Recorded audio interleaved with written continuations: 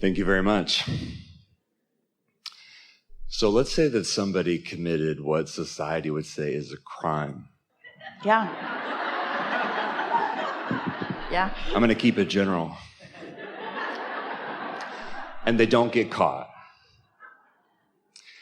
If this person manages to think and feel that they acted out of impulse, they don't feel guilt, they don't, maybe whether they're distracting themselves from it or not, will there be an additional repercussion, kind of a consequence, if you will, if they manage to feel good about what they did? We're going to put your question in different words, just for clarification, then we're going to answer it completely. So what you're asking is, if a person has a particular point of view, and that point of view is self-advocating, and that person finds concert with source energy and is inspired to behavior that you could say equals their point of attraction, then do others who condemn that behavior have control about the outcome of what comes next? Is that basically what you said? I got a little lost. Well, what we want you to hear is that now we're into that right and wrong thing. And the thing about committing a crime, first we just want to say to you all that there are laws and rules that each and every one of you break every single day. You're all lawless in respect to what you're talking about, because the laws that are established by society who's trying to protect themselves or control you. And so the laws are made from pushing against. And so the people who make the laws or who are wanting to enforce the laws are in a much more resistant place than those who break those laws. Are you wanting us to help you establish a giant right and the wrong in the sky? Because there isn't anything like that. Is there karma? Is there retribution? Is there some great law that I've violated for which I will pay eventually? No. If two people did the same thing, one feels guilty and one doesn't, they could still deal with the attraction of that guilt, but it wouldn't be repercussions for their crime. Well, it depends on how guilty they feel. Let's take this a little deeper. This is stirring you up. It's unsettling, isn't it? Because just when you think you've got things squared away, where there's right and wrong, and I intend to do right, and those who do wrong should be punished for the wrong that they do, that's how religions get the foothold that they do. They say, you want to join our club? It's a really good club, and you have to do these things if you want to join our club, and not do these things if you want to join our club. And so you want to join, and so you commit to yourself. You're going to keep those rules. These are religious rules that we're describing here, but secular rules, doesn't matter. Rules. Some club has rules. So you keep the rules, which means you don't do some of the things you feel like doing. And you notice that there are other people not keeping the rules, and they're thriving. They're not getting caught. They're not being punished. And so then you want to ask, wait a minute. I'm keeping your rules, and they're not. What gives? And then they give you this answer to this question that you're reaching for here. Oh, well, you can't tell while you're still here on earth in your body. The punishment and judgment, reward and punishment comes once you're dead. That's when you go to heaven or hell, or you pay for it then. There isn't that.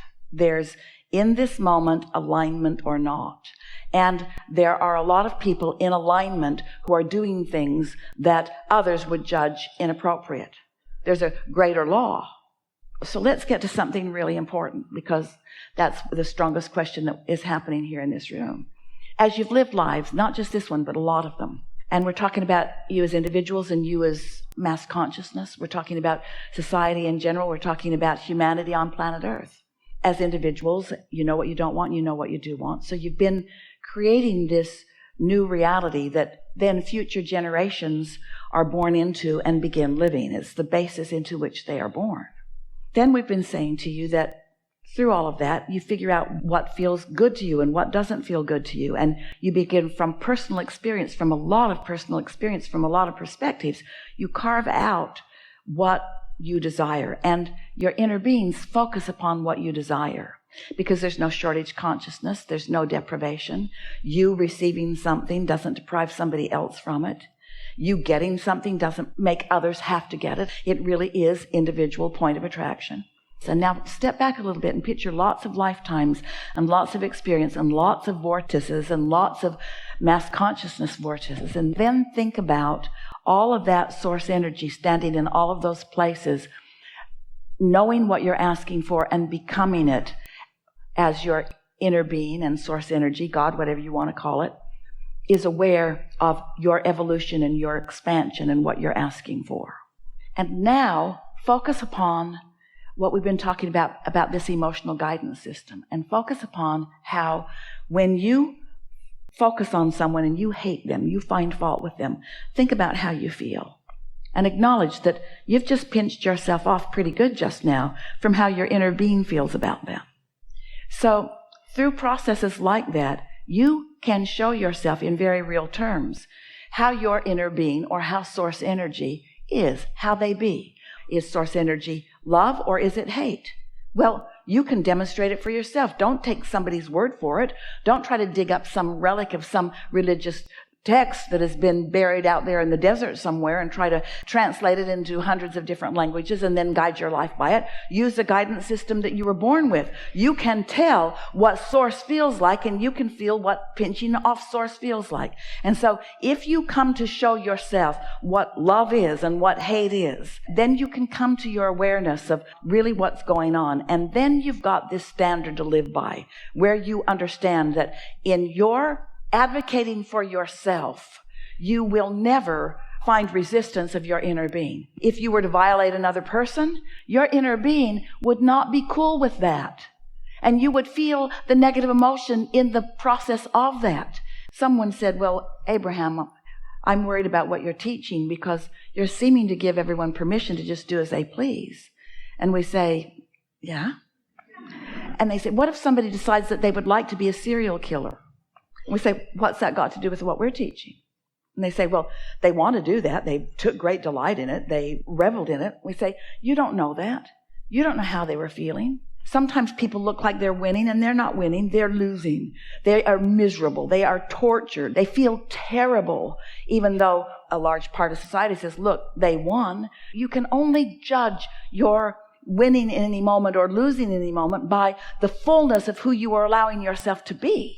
If you are practicing tuning in to who you really are, and you're receiving these impulses, let's say that you are at one of those stoplights that our friend was talking about, and you get an impulse to run the light, and the policeman sees you and wants to give you a ticket, but he didn't know that the guy behind you was out of control in his car and was going to slam into the back of you, but your inner being did. Jerry told a story to Esther almost the day she met him.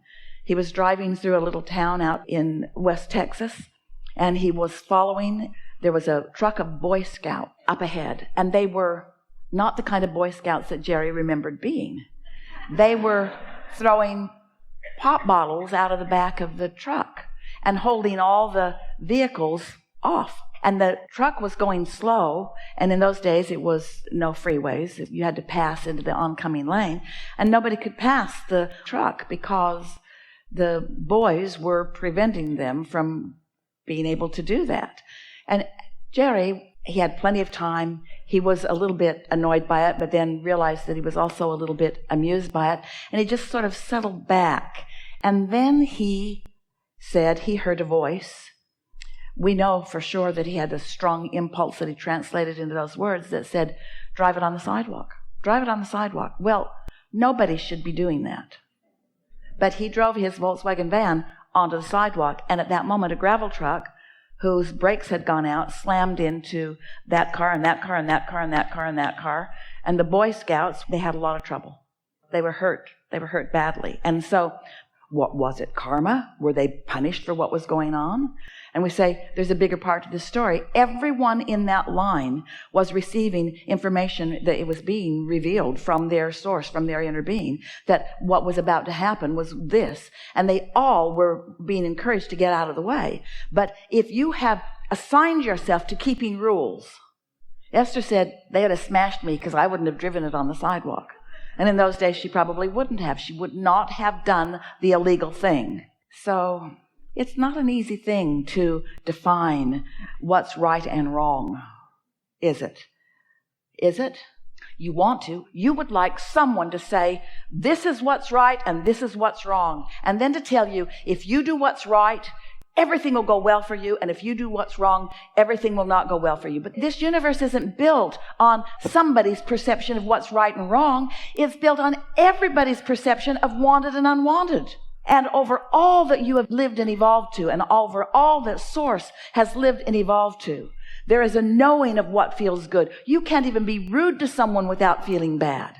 So once you introduce yourself to your guidance system and you intend to live under the influence of that, then you don't need to worry about it. When a serial murderer or a rapist or slasher or someone comes into your environment, if you could go into their early experience on this planet, you would discover every single time the abuse that was thrust at them.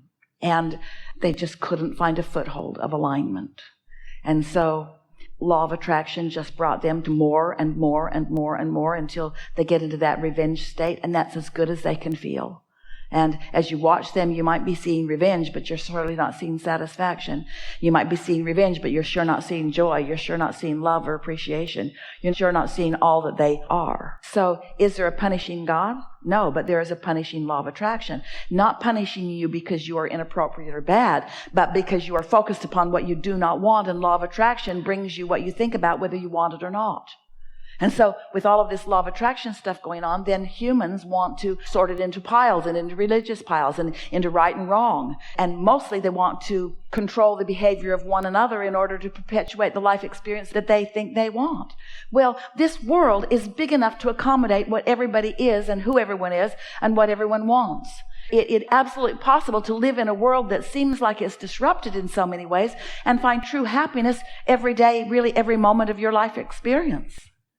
But you will never find that by looking for some laws or rules outside of you to which you are trying to conform. It's the in-the-moment inspiration that comes to you. Your inner being will always guide you to your path of least resistance. And so if it came right down to it and you receive an impulse to steal something, we want to say to you that that's not coming from your inner being. That's not the path of least resistance that your inner being is offering to you.